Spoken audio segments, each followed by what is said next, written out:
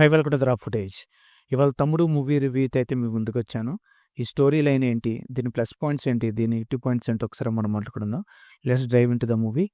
దీంట్లో స్టోరీ వచ్చేపాటికి మెయిన్ ఒక నైట్‌లో జరిగిన ఒక చిన్న ఇన్సిడెంట్స్ బేస్ మీద దాని చుట్టూరు కథ అయితే తిరుగుతది. స్టోరీ ఓవరాల్‌గా అయితే కొంచెం పర్లేదనిపించింది. బట్ స్క్రీన్ ప్లే వచ్చేపాటికి చాలా డల్‌గా ఉంది. ఎక్కడ ఆడియన్‌ని అయితే ఎంగేజ్ చేసే విధంగా అయితే లేదు. ఫస్ట్ హాఫ్ అయితే కొంచెం బెటర్ అనిపించింది కానీ సెకండ్ హాఫ్ వెళ్ళేప్పటికి చాలా ల్యాగ్ అనిపించింది. స్క్రీన్ ప్లే ఇంకా కొంచెం గ్రిప్‌గా రాసుకుంటే చాలా బావుండనిపించింది ఈ మూవీకి. సో, ఇప్పుడు డైరెక్షన్ పరంగా చెప్పుకుందాం.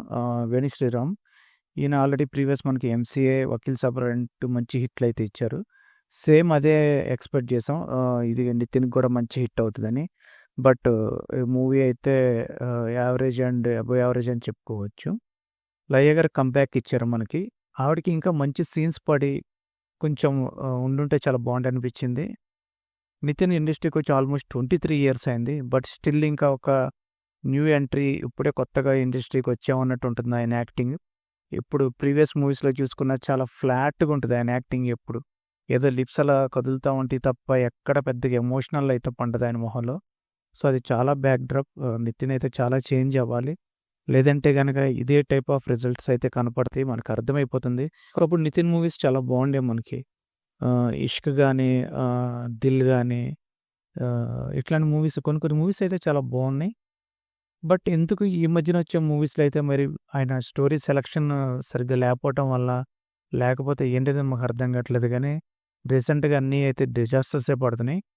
సో, ఆయన కొంచెం చేంజ్ చేసుకోవాలి ఆ ఒక్క విషయంలో. నెక్స్ట్ మనం టెక్నికల్ డిపార్ట్మెంట్స్ మాట్లాడుకుందాం. కెమెరా వర్క్ అయితే చాలా బాగుంది. చాలా షాట్స్ అయితే చాలా ఇంప్రెస్డ్‌గా ఉన్నాయి. బీజీఎం కూడా చాలా బాగా ఇచ్చారు. ఇది చాలా బాగుంది. సీజీ వర్క్ గురించి మాట్లాడుకుందాం. సీజీ వర్క్ కూడా చాలా బాగుంది ఈ మూవీస్‌లో. చాలా గ్రాండ్ స్కేల్‌గా ఉంది. మూవీ అయితే 'దిల్ రాజు' గారు ఆయన పెట్టిన బడ్జెట్‌కి అయితే మనకి ఆన్ ది స్క్రీన్ అయితే కనపడుతుంది. బట్ రిజల్ట్ అయితే మాత్రం కొంచెం చాలా బాధాకరమే. ఎనీవేర్ ఇది తమ్ముడు మూవీ రివ్యూ. మన ఛానల్‌కి ఇప్పటిదాకా ఎవరైనా సబ్స్క్రైబ్ చేయకపోయినా సరే సబ్స్క్రైబ్ చేసుకోండి. లేటెస్ట్ అప్డేట్స్ అన్నీ మూవీ అప్డేట్స్ కానీ ఇయన్నీ మీకైతే ఎప్పటికప్పుడు మీకైతే ముందుకు తీసుకొస్తానికి ట్రై చేస్తాను. ఈ వీడియో గనుక మీకు నచ్చింది అయితే గనక ఒక లైక్ చేసి ఒక కామెంటే చేయండి. Thank you. జై హింద్.